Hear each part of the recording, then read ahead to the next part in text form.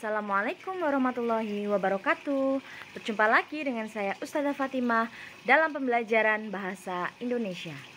Nah, anak-anakku semuanya yang masih di rumah, yang belum mengikuti PTM di sekolahan, amal soleh, Ustazah selalu mengingatkan untuk tugas selalu dikerjakan ya. Dan selalu semangat walaupun kalian belum bisa bertemu dengan teman-teman kalian semua. Nah, Ustazah juga berpesan kalian harus selalu bisa menyemangati diri sendiri, entah di pembelajaran formal seperti pembelajaran yang kita lalui seperti ini, ataupun di pembelajaran yang memang harus kalian sendiri yang capai, misalnya di materi makna, kemudian materi tahfidz. Nah, itu Ustazah harap kalian tetap bisa mengikuti dengan baik supaya tujuan kita mencetak generasi yang faham fakih alim itu bisa terwujud. Nah, oke anak-anakku, Ustazah tidak ingin berpanjang lebar. Nah, ini perkenankan Ustazah merekam pembelajaran kita kali ini melalui handphone, dikarenakan ini laptopnya Ustazah sudah terlalu penuh karena data-datanya belum sempat Ustazah pindah ke hard disk. Jadi ini Ustazah akan memakai handphone terlebih dahulu, nanti baru editingnya lewat laptop. Oke. Nah, kemarin kalian sudah mengerjakan tugas yang di halaman uji kompetensi itu mengenai teks tanggapan ya. Ada 10 soal pilihan ganda dan 5 soal uraian. Nah, itu nanti Ustazah akan bahas sekalian untuk soal yang kemarin, yang sebelumnya, yaitu teks cerpen. Akan tetapi sebelumnya Ustazah ingin memberitahu terlebih dahulu mengenai kisi-kisi pembelajaran kisi-kisi penilaian akhir semester Gasal yang nanti kalian akan ujian itu di akhir bulan November sama awal Desember. Maka dari itu segera dipersiapkan dengan baik untuk materinya. Ini nanti akan Ustazah upload di file deskripsi yang ada di video YouTube. Nah, oke anak-anakku, untuk kisi-kisi kali ini, tahun ini beda dengan tahun kemarin, beda dengan PTS kemarin. Kalau kemarin itu masih ada indikator nomor soalnya, nomor 1 materinya ini, terus jenis soalnya pilihan ganda. Nah, untuk kali ini berbeda anak-anakku, jadi hanya ada kompetensi dasar dan materinya saja, batasan materi. Nah, nanti anak-anakku silahkan mempelajari sendiri. Jadi intinya nanti di PAS nanti kita akan belajar tentang materi yang kemarin, teks laporan percobaan yang pertama kali. Itu yang dipelajari adalah strukturnya, informasinya, ciri-ciri kebahasaan, dan unsur-unsur pembangun. Ciri kebahasaan maksudnya dari simpulan teks laporan percobaan. Adapun untuk setelah teks laporan percobaan nanti juga ada cerpen. Kemudian ada juga teks pidato persuasif. Ada teks tanggapan, yaitu baik strukturnya, ciri-cirinya, ciri-ciri kebahasaannya, unsur-unsur pembangunnya untuk teks cerpen. Nah, kemudian ada model teks pidato persuasif. Nah, nanti silahkan bisa dibaca sendiri. Nah, untuk penulisnya ini dari sekolah lain ya anak-anak. Ada Bu Maria, ada Pak Nasarudin, dan Pak Joko. Nah, maka dari itu nanti kalian bisa mempelajari sendiri mengenai batasan materi ini. Oke. Nah, kali ini Ustazah akan membahas mengenai soal yang pernah kita bahas dulu untuk di teks cerpen. Nah, ini kan sudah pernah kalian kerjakan tapi belum pernah kita bahas. Nah, maka dari itu kita bahas bersama-sama dulu. Ini kalau yang di offline sudah sebagian kelas itu sudah Ustazah bahas. Karena beda ya anak-anakku, untuk yang PTM sama yang di rumah itu terkadang materinya cepet yang di rumah. Untuk yang PTM itu terkadang memang terhambat karena mungkin ada kegiatan di sekolah. Jadi terkadang untuk penyesuaian materinya beda. Maka dari itu Ustazah minta pengertiannya yang di rumah untuk tetap bisa aktif, bisa mengikuti pembelajaran dengan baik. Oke, misalnya di kalimat pertama ini. Nah, ini ada teks cerpen. Nah, sebelumnya kalian menjawab pertanyaan, silahkan dibaca soalnya dulu. Nah, di sini ada soal soalnya yaitu berbunyi kalimat yang menunjukkan bahwa tokoh utama Darko seorang yang ikhlas dalam bekerja itu apa? Nah, jadi cari saja di sini yang kalimatnya adalah menyatakan kata ikhlas. Nah, itu ada di kalimat ke D, yaitu ini. Dengan biaya murah, bahkan terkadang hanya dengan mengganti sepiring nasi dan teh panas, itu adalah tandanya ikhlas. Nah, jadi di sini ada seorang yang di situ bekerja ya sebagai tukang tukang pijat ya. Jadi dia akan berhenti ketika seseorang memanggilnya, melayani pelanggannya dengan tulus dan sama rata tanpa pernah memandang suatu apapun, serta yang membuat kami semakin hormat. Nah, ini kalau ini menyatakan hormat ya. Tidak pernah sekalipun dia mematok harga dengan biaya murah, bahkan terkadang dengan mengganti sepiring nasi dan teh panas. Nah, ini pernyataan ikhlas. Jadi tidak pernah sekalipun mematok harga. Berarti bukan matre ya. Jadi di sini ada keikhlasannya di kalimat ini. Kemudian untuk soal nomor 2, hal yang membuat Darko dekat dengan orang kampung apa? Nah, ini ada di sini anak-anakku. Nah, yang ada Ustazah beri tanda merah itu. Selain itu, Darko pembawaan sikap yang ramah. Tidak mengherankan apabila orang-orang kampung segera merasa akrab dengan dirinya. Dia suka pula menceritakan kisah lucu di sela-sela pijatannya. Meskipun begitu, kami tetap tidak tahu asal-usulnya dengan jelas. Apabila kami menanyakannya, dia selalu mengatakan bahwa dirinya berasal dari kampung yang jauh di kaki gunung. Nah, seperti itu. Di sini ada jawaban yang paling tepat itu adalah yang A. Nah, kemudian untuk jawaban nomor 3 berikut yang bukan karakter utama Darko adalah murah senyum, karena di sini tidak ada contoh bahwa dia itu suka senyum, tapi dia ramah. Nah, kemudian dia supel itu mudah bergaul ya anak-anakku. Jadi supel itu mudah bergaul, kemudian ikhlas, dia juga ada di situ ikhlas. Jadi yang tidak tergambar itu adalah murah senyum. Nah, untuk soal nomor 4, di situ ada sebuah cerpen, ada kutipan satu paragraf. Nah, suatu ketika guruku sedang menerangkan pembelajaran. Temanku itu tidak mengerti pembelajaran yang diikutinya dan aku pun tidak memahaminya. Dia bertanya padaku dan aku menjawab tidak tahu jawabannya karena memang aku tidak tahu. Akan tetapi betapa terkejutnya diriku ketika begitu aku menjawab tidak tahu, teman-teman pedas mulai menyakiti diriku ini. Aku dicaci maki, aku sudah tidak tahan akan sikapnya. Nah, di sini ada sebuah latar ini. Ada teman, ada pelajaran. Oh, berarti ini di sekolah. Berarti kalau di sini yang ada kaitannya dengan sekolah biasanya apa aktivitas anak-anak yang sering dilakukan di ruang kelas?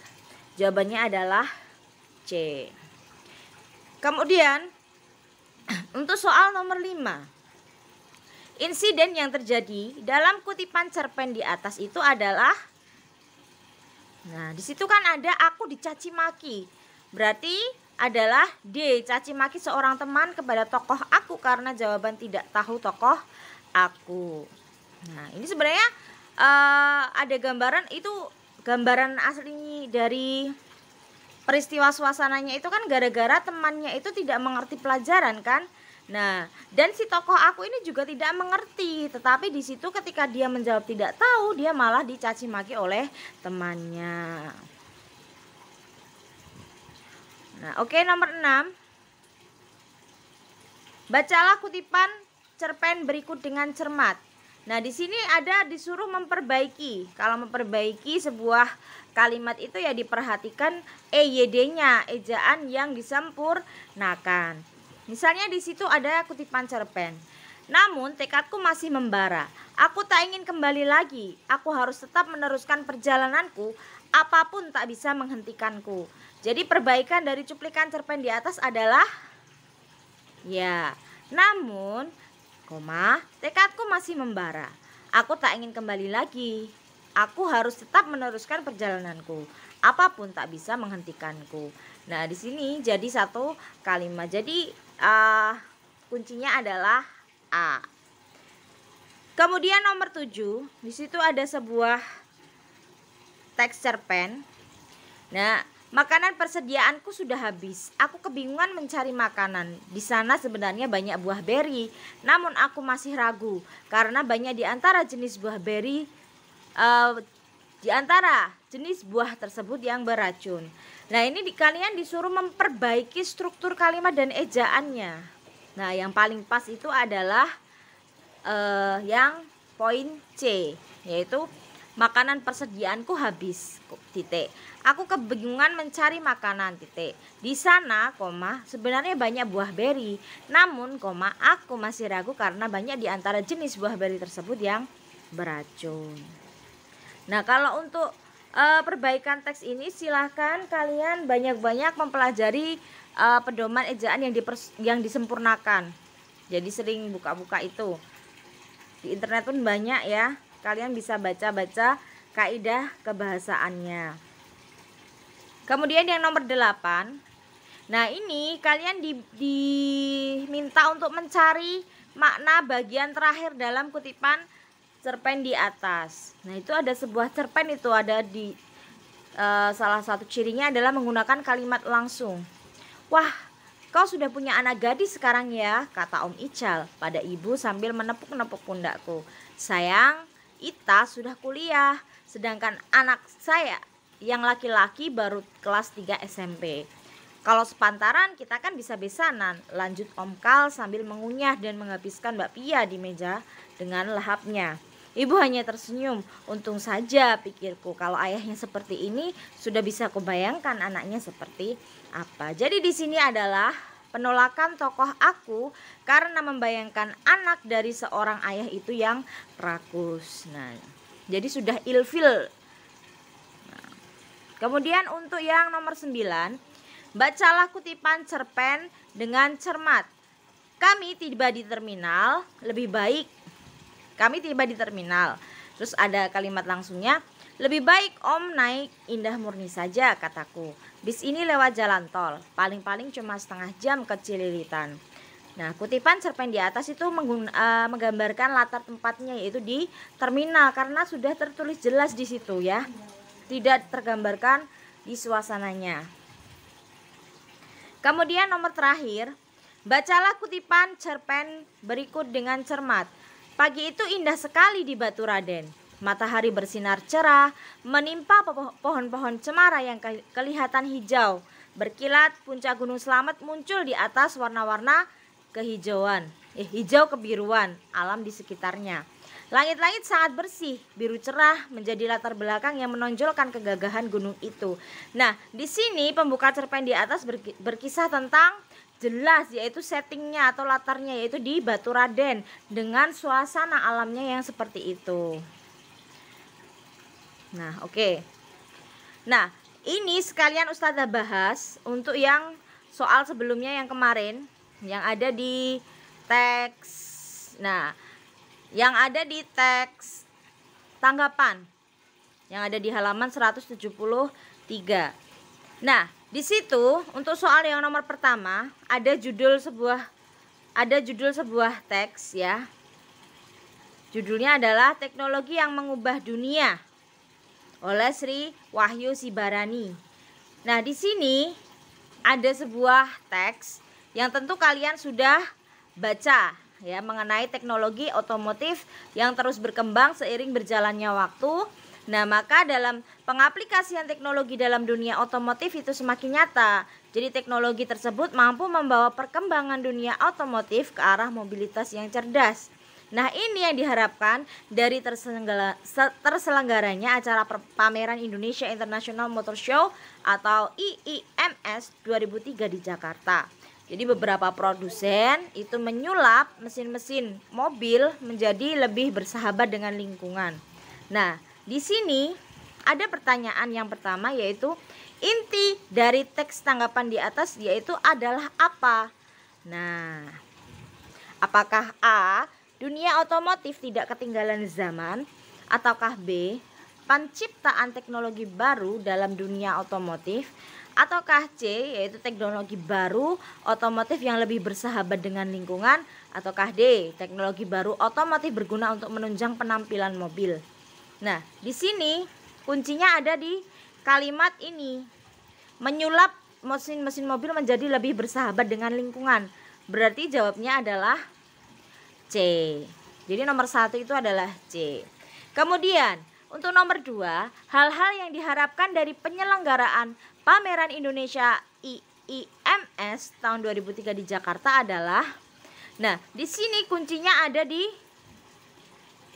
ini anak-anakku.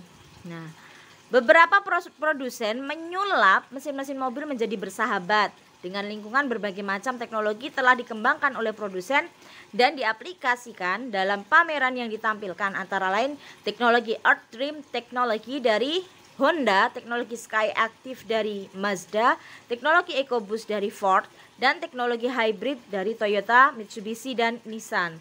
Oleh karena itu, percayalah bahwa dunia otomotif tidak akan berpangku tangan dalam memperbaiki dunia agar jauh lebih baik dari yang jauh lebih baik lagi. Nah, di sini ini menggambarkan sebuah teknologi dari sebuah mobil atau perkembangan teknologi di otomotif. Nah, ini penjelasan dari paragraf sebelumnya, yaitu teknologi tersebut mampu membawa perkembangan dunia otomotif ke arah mobilitas yang cerdas. Nah, berarti jawabannya adalah yang mana? Jawabannya adalah yang C.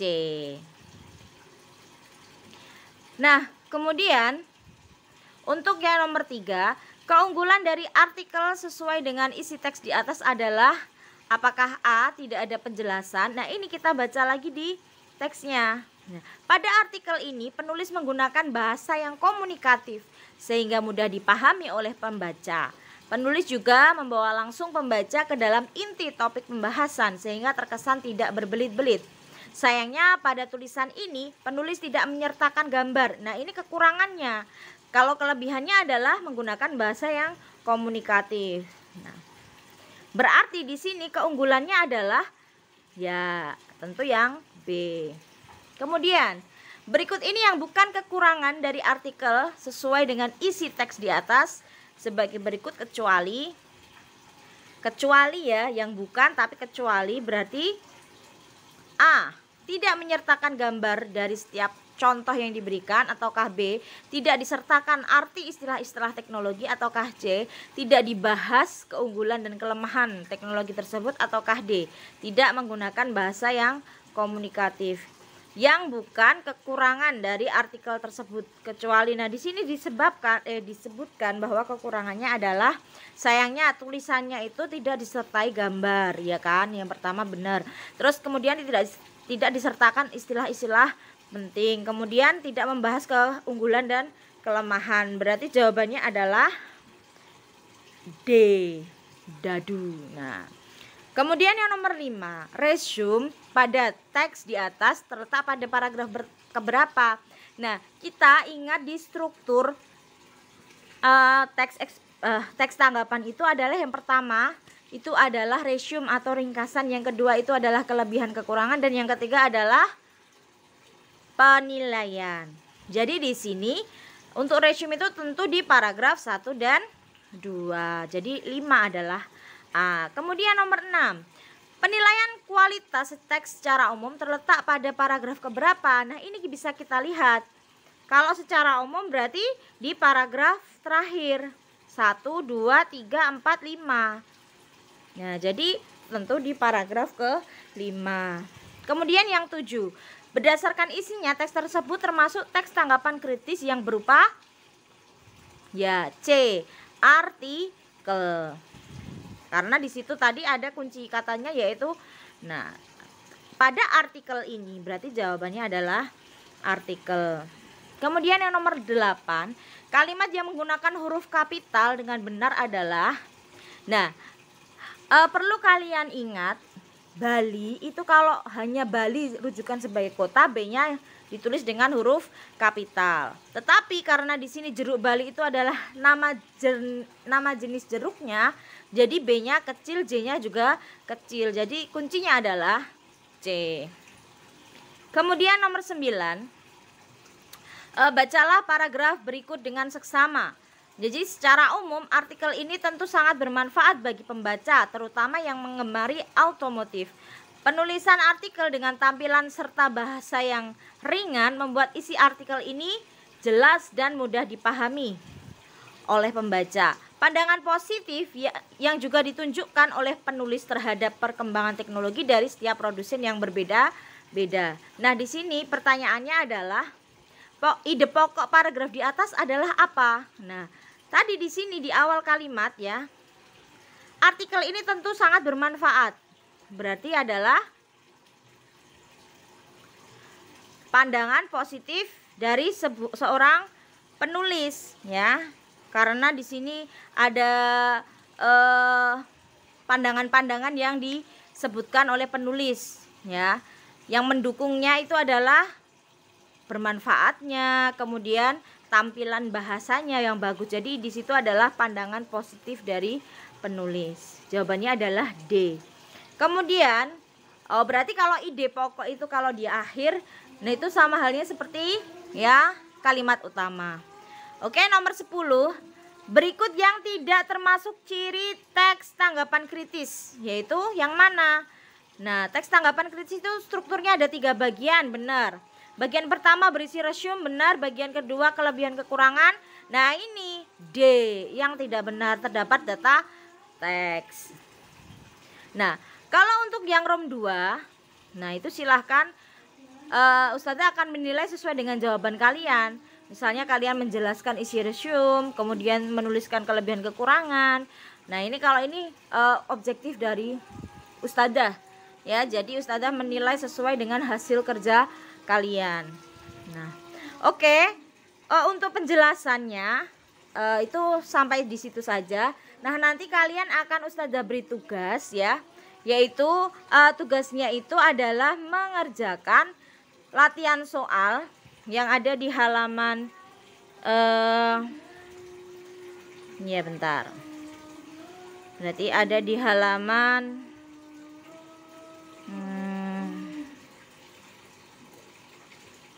yang ulangan akhir semester itu, Nak.